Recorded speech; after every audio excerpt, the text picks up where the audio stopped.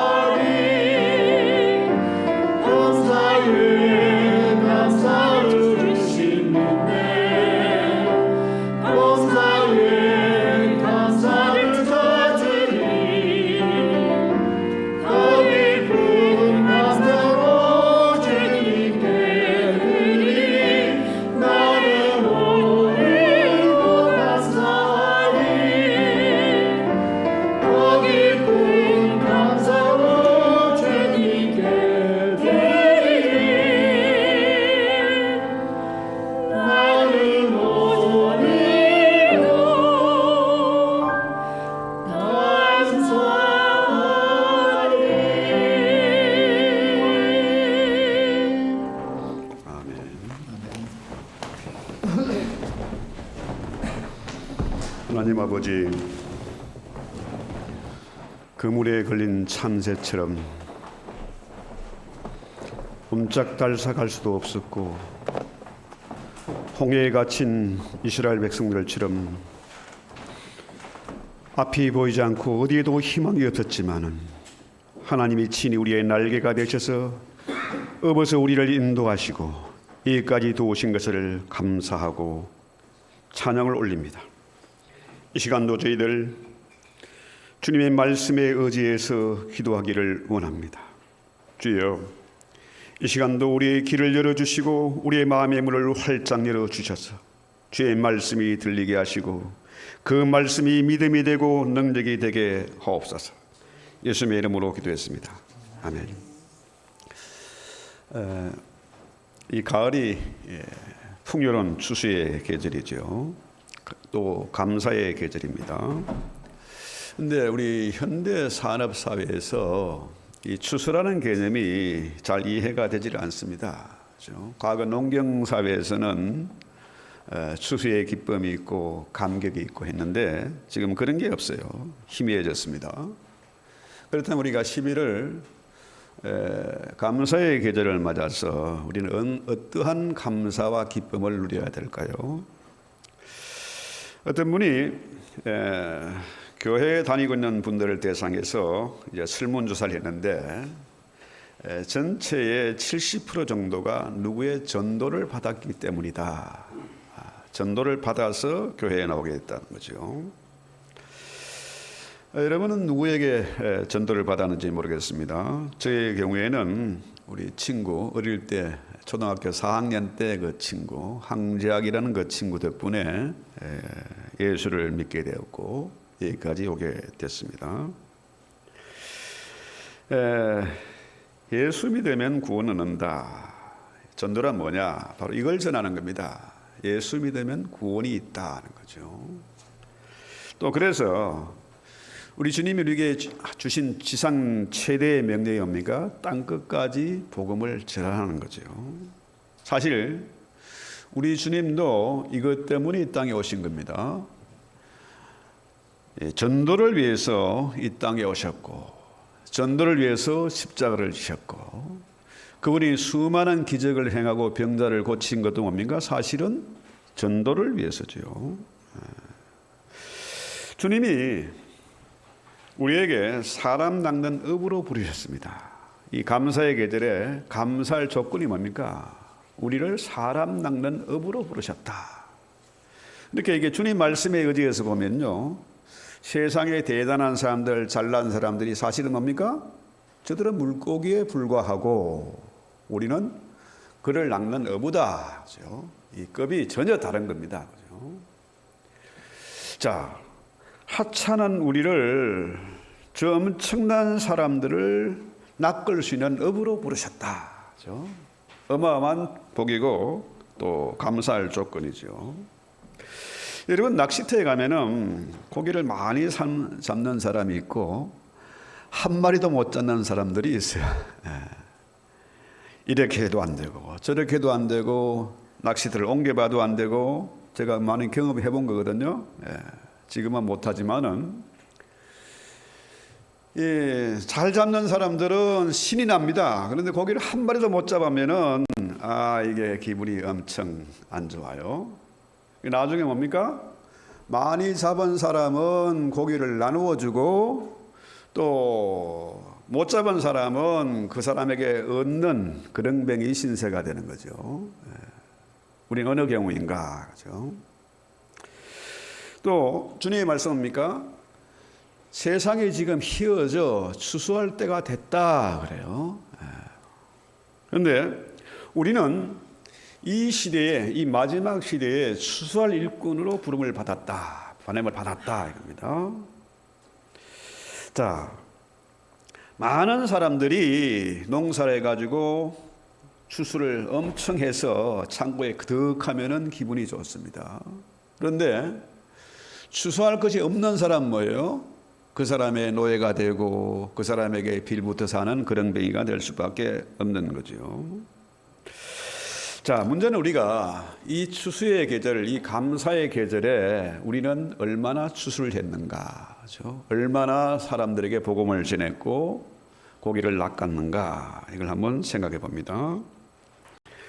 오늘 본문 말씀 9절에 보면은, 자, 내가 만일 입으로 예수를 주로 시인하며 또 하나님께 그를 죽은 자 가운데서 살리신 것을 내 마음에 믿으면 구원을 얻는다는 거죠.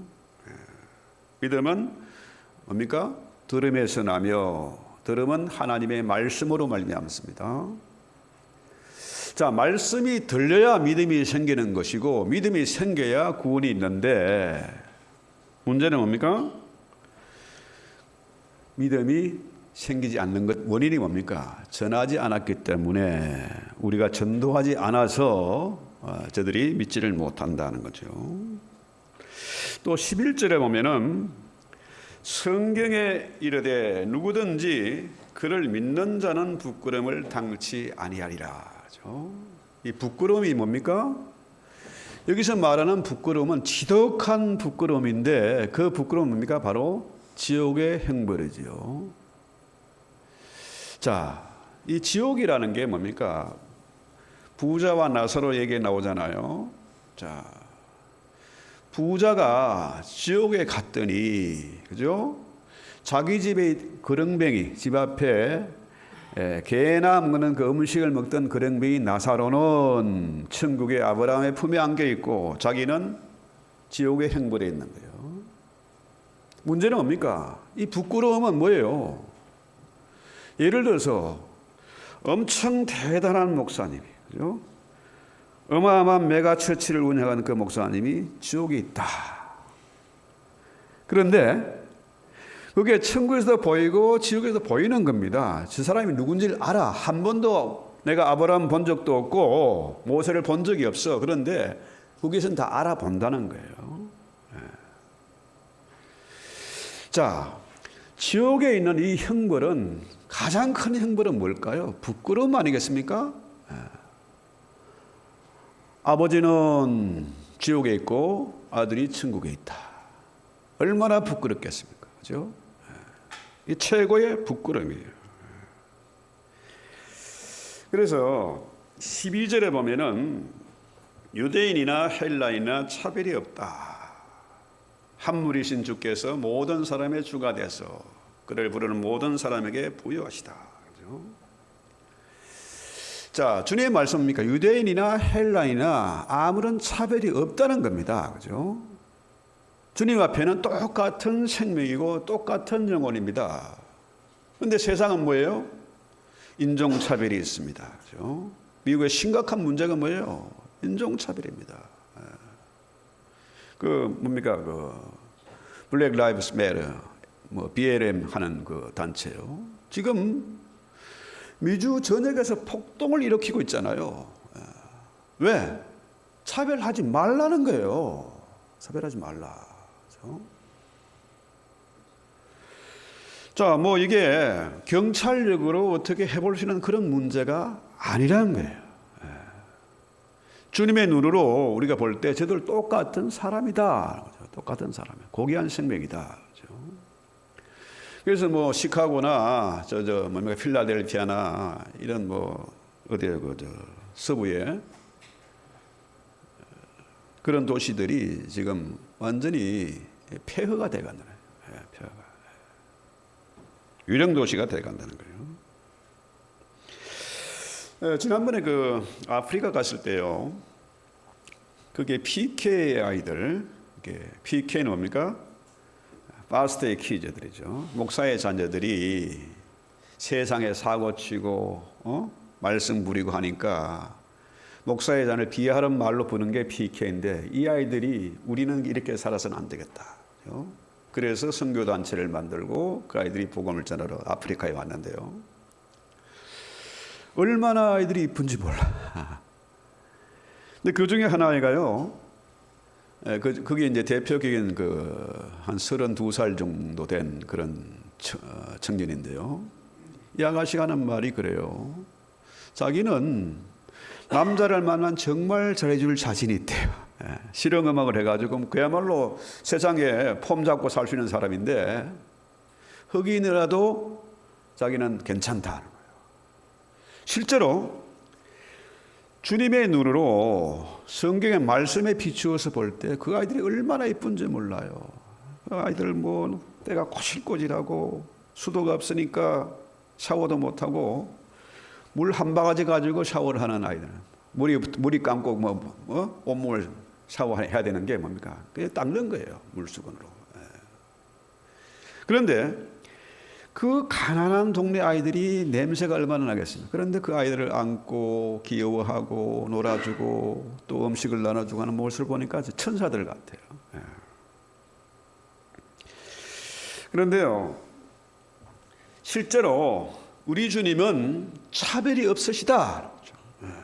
남녀노소 빈부귀천에 차별이 없고 인종에 차별이 없다는 거예요. 또 실제로 뭐라고 그럽니까? 모든 사람에게 부요하다. 그렇죠?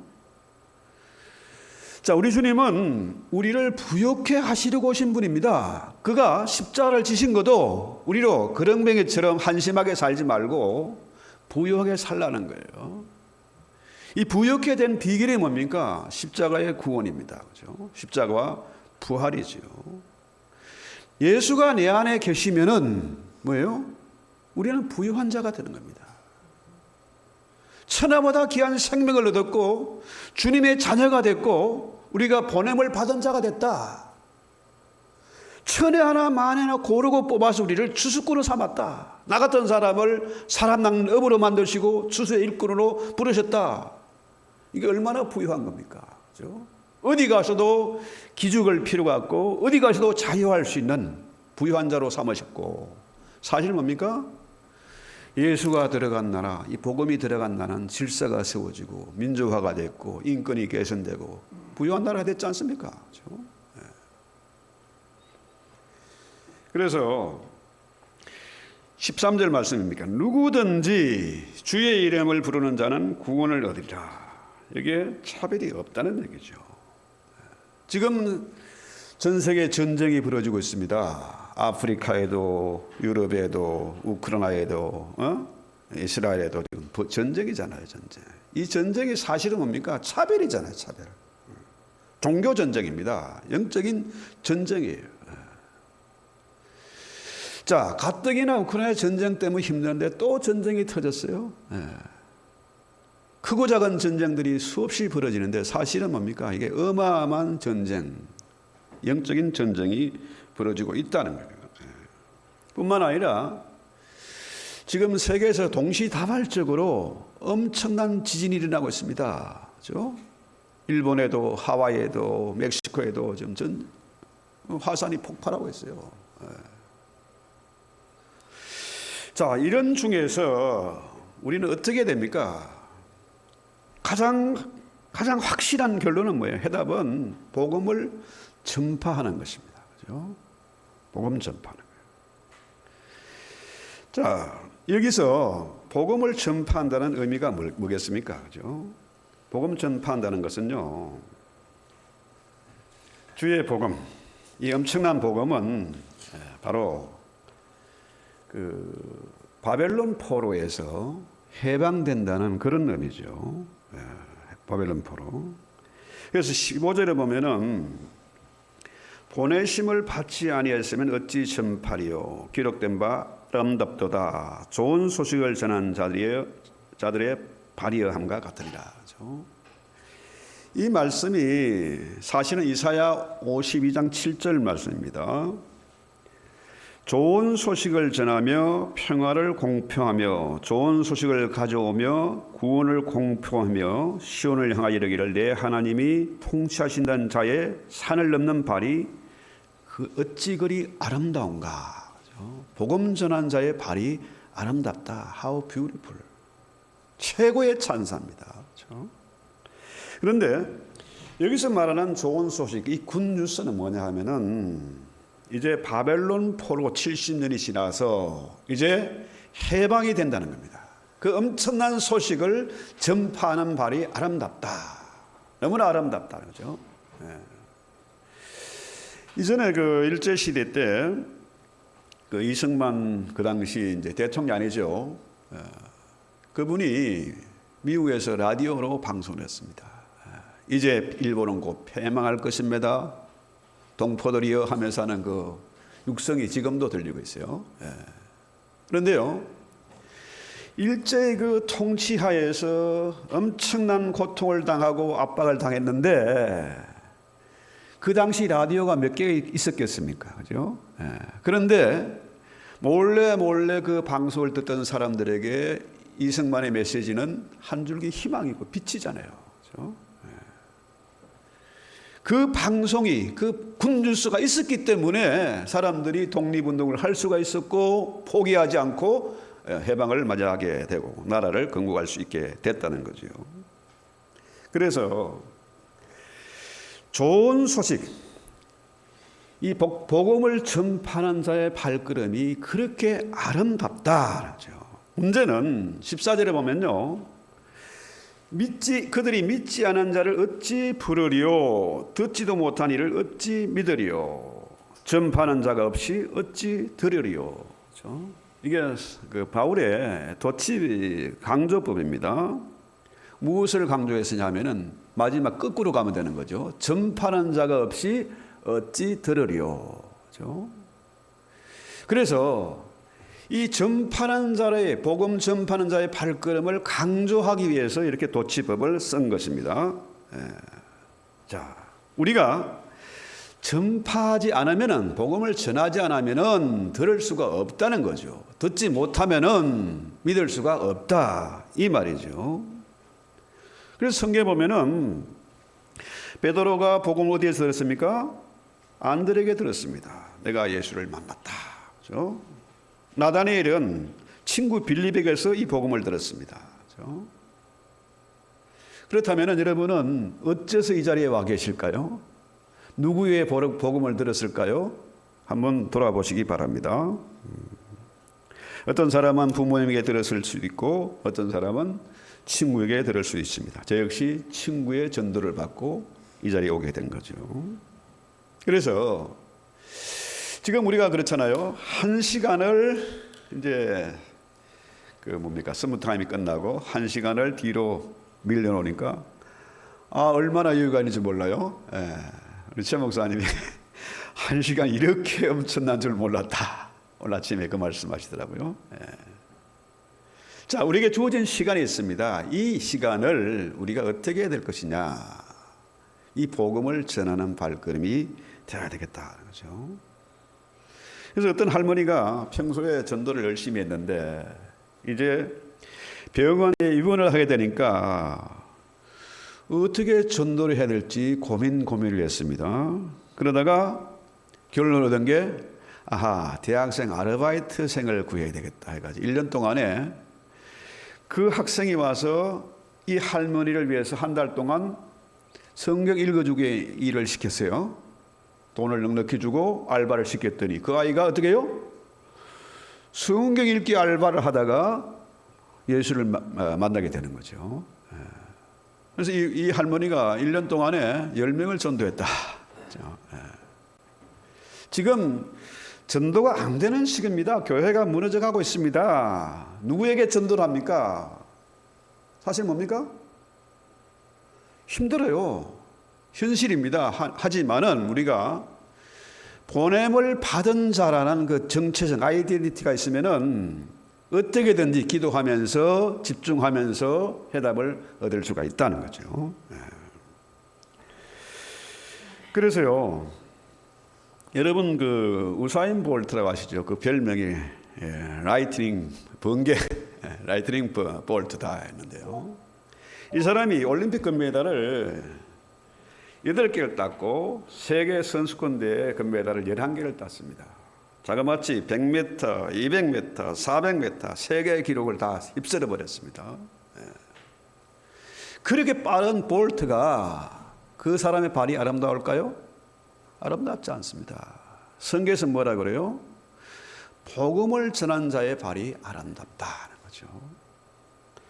여러분 이민사회에 많은 분들이 한국에서 뭘 배워왔는가 하면은 네일샤크, 네일 기술을 배워서 온 사람이 많습니다. 제 친구 목사님의 사모님도 그거 배워서 미국에 한 20년 전에 들어왔어요. 연역으로. 그런데 네일샵에 일하는 초보자들이 처음에 눈물을 많이 흘린답니다. 여러분 발이 아름답습니까? 아름다운 건 거리가 멀지요. 더럽고 냄새나고 대접 못 받는 발인데 그 사람들의 발톱을 다듬으면서 눈물 흘리지 않을 수 있겠습니까? 먹고 살기 위해서.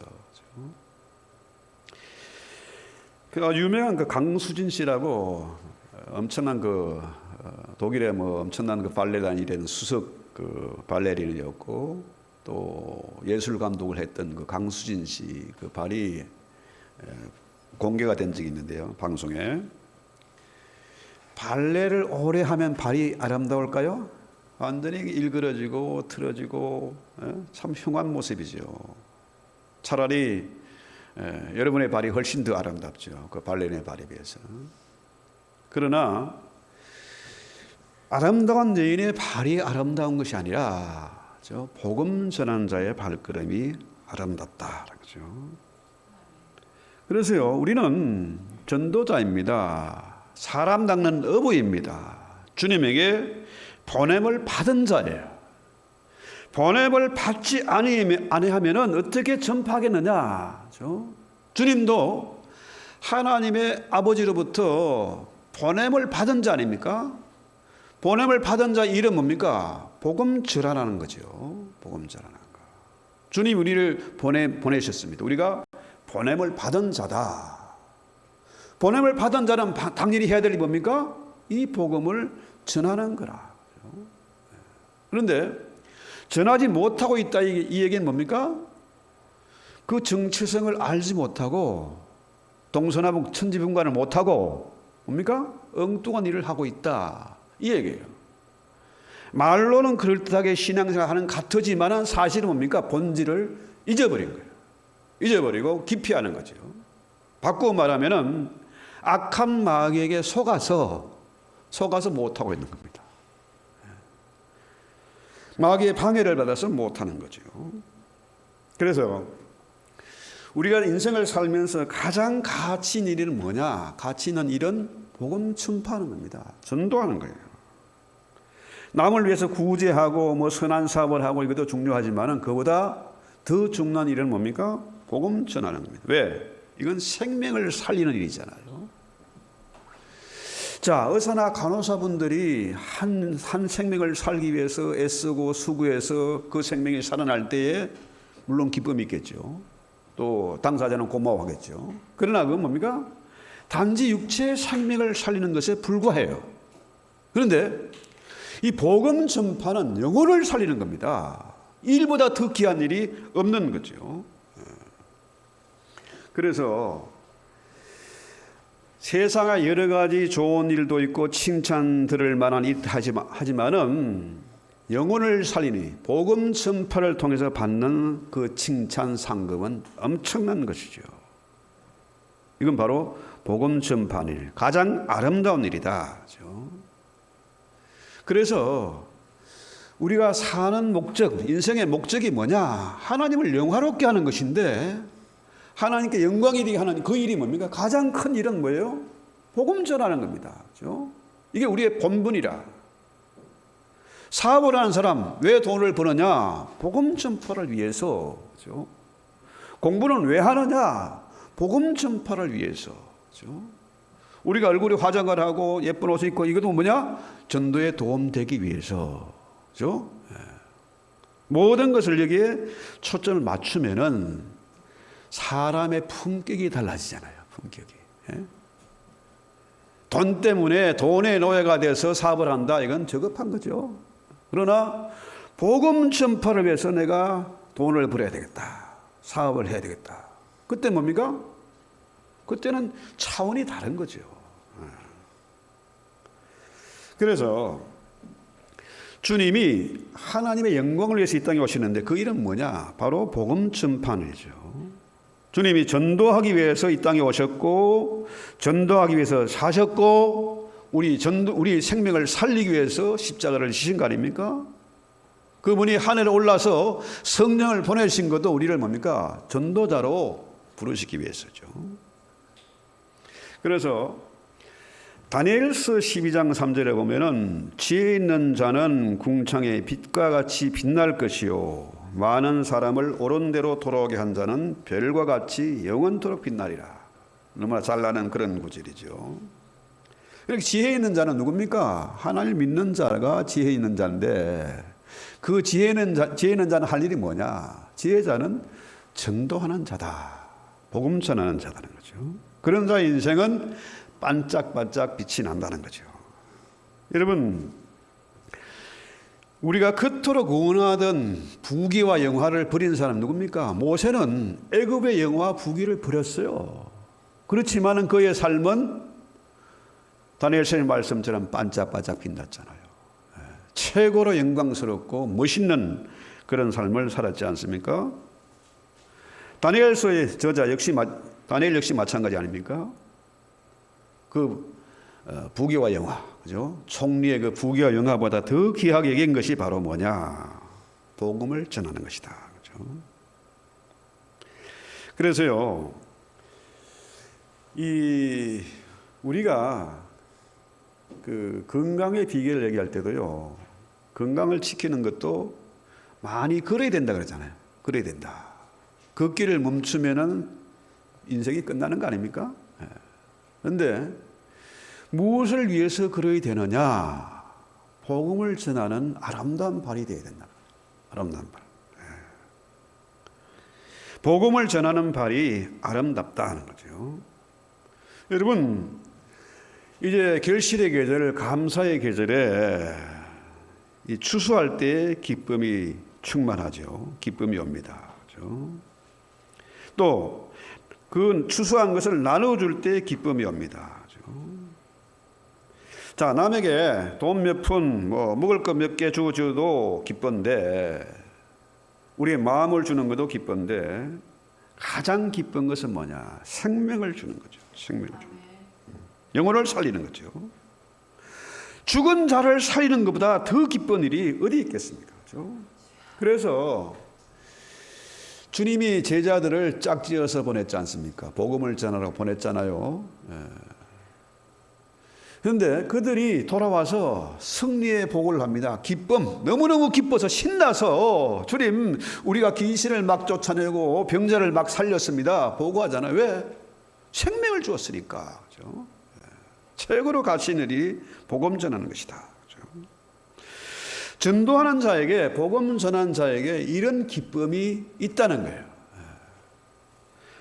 어떤 회사 사장님이 10년 동안 한 명도 전도를 안 했대요. 그런데 교회 갔더니 이 장로님이, 그죠? 장로지만 전도를 안 했어. 그런데 예배 시간에 목사님이 전도하지 않은 것은 죄다. 이 설교를 듣고 양심의 가책을 받아서 곰곰이 생각해봐서 이래서는 안 되겠다. 나도 이제 전도를 해야 되겠다. 그래서 회사에 나가가지고 오늘 내 방에 처음 들어오는 직원에게 내가 전도를 해야 되겠다. 마침 한 사람이 들어오길래 자네 교회 다니나? 했더니 아니 사장님 한 번도 교회 얘기 끊어지지 않고 오늘 웬일입니까? 했더니 내가 10년 동안 예수를 믿었지만 장로가 됐는데 한 명도 전도를 못했다. 그렇죠? 그런데 오늘 하나님의 말씀을 읽고 또 교회에서 목사님의 설교를 듣다가 전도를 해야 되겠다 결심했네. 그래서 자네 그래서 오늘 교회 다니나 물어본 것이다. 그러니까 이 직원이 하는 말이 사장님 고맙습니다. 제가 10년 동안 사장님이 교회 다니는 걸 알았는데 한 번도 저게 교회 얘기 안 꺼내서 좀 섭섭했습니다. 나는 쓸모없는 놈이구나.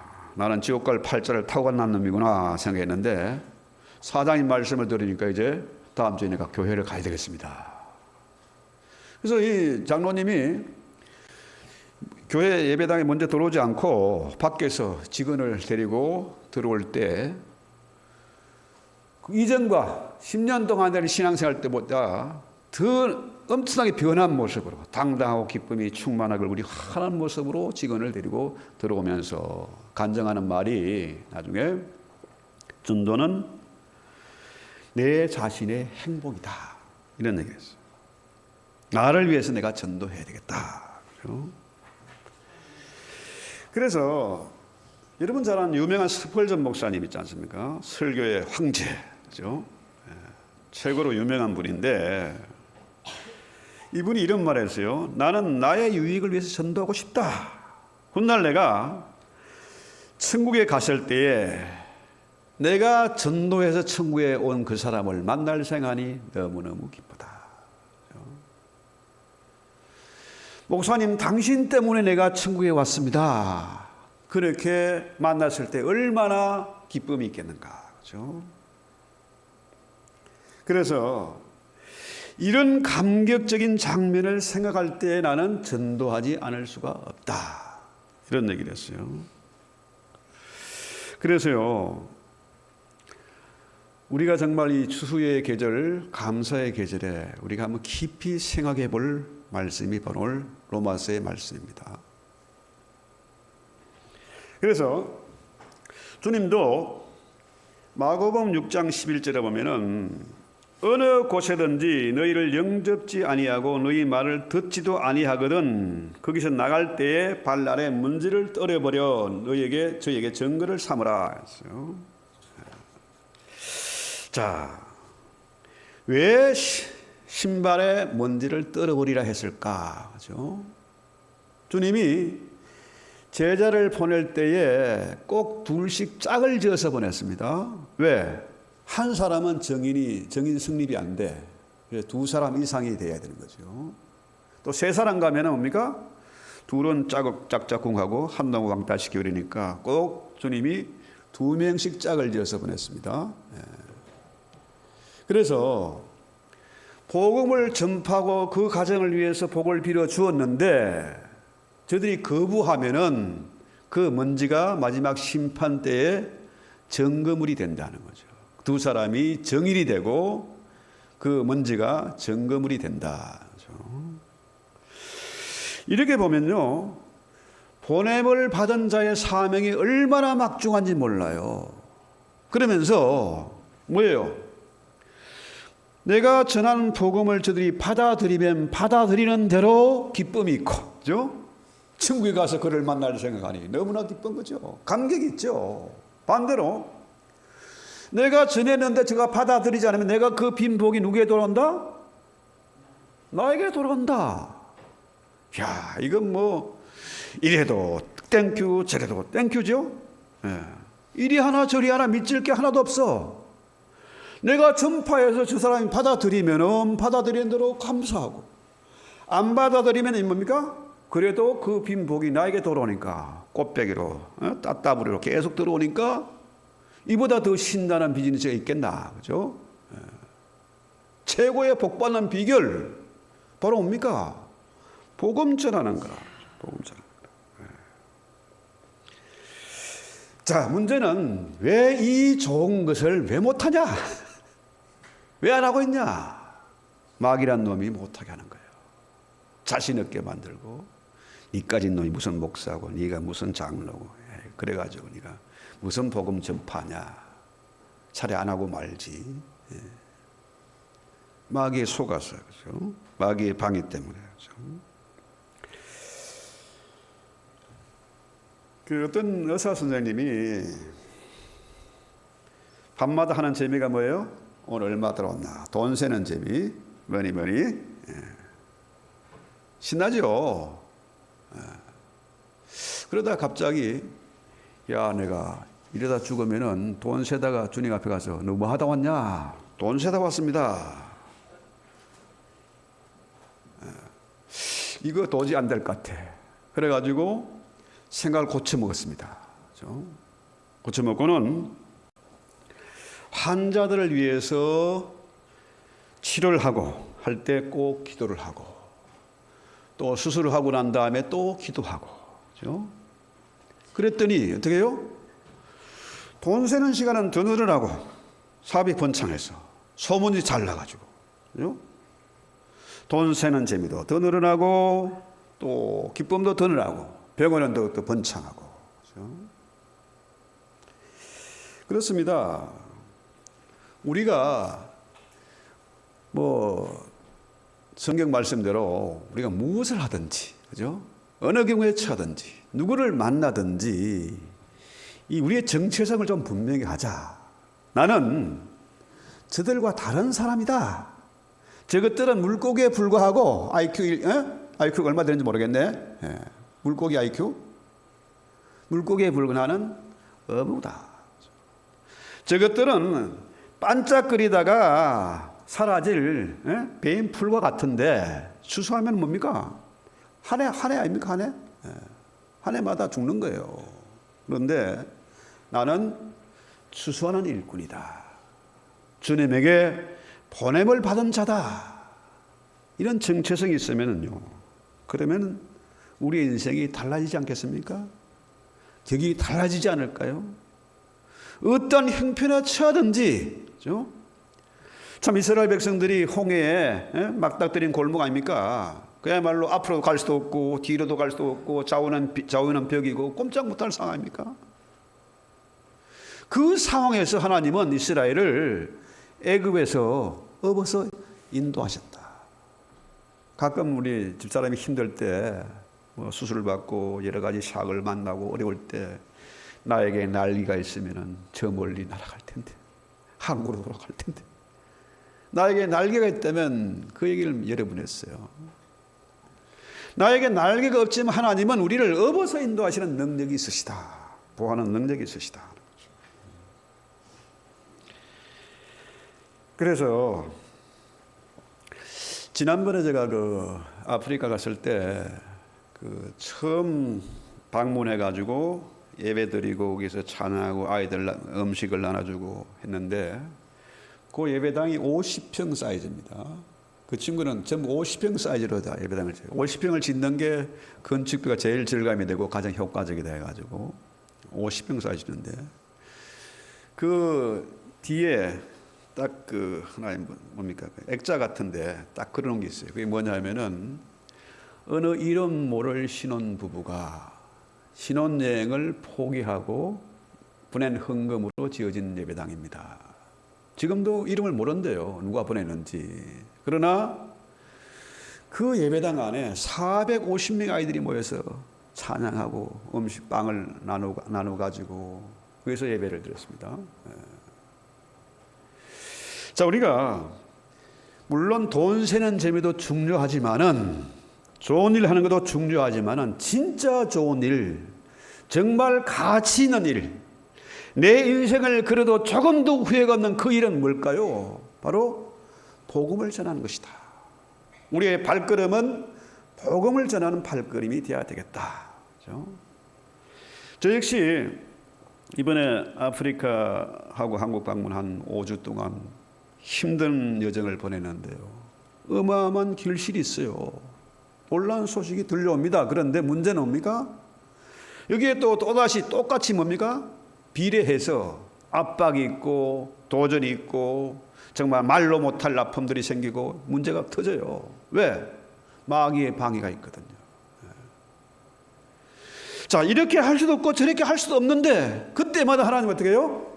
나에게 날개가 없지만은 하나님은 우리를 업어서 인도하신다. 구원하신다.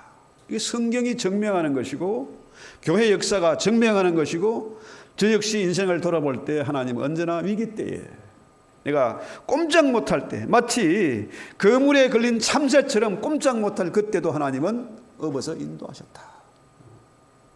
그래서 우리가 주님 앞에 우리가 갈 그날까지 호흡이 있는 그날까지 이 중요한 일 가장 영광스러운 일 그거 아닙니까? 성공의 비결, 출세의 비결이 뭡니까? 사장이 인정받고 임금이 인정받으면 성공이 보장되는 거 아닙니까? 그런데 만왕의 왕이시고 만주의 주가 되신 그분을 감동시키는 일, 그분의 마음에 쏙 들게 할 일이 뭘까요? 복음 전하는 거예요. 주님이 마음의 감동을 받으면 끝나는 거 아닙니까? 이 일이 가장 영광스러운 일이기 때문에 우리가 이 복음을 위해서 이 추수의 계절 정말 추수할 것이 있고 감사와 기쁨이 충만한 그런 계절이 됐으면 좋겠습니다. 우리 찬송하기도 합시다. 497장입니다. 주 예수 넓은 사랑 이 말씀을 생각하면서 우리 찬송합니다.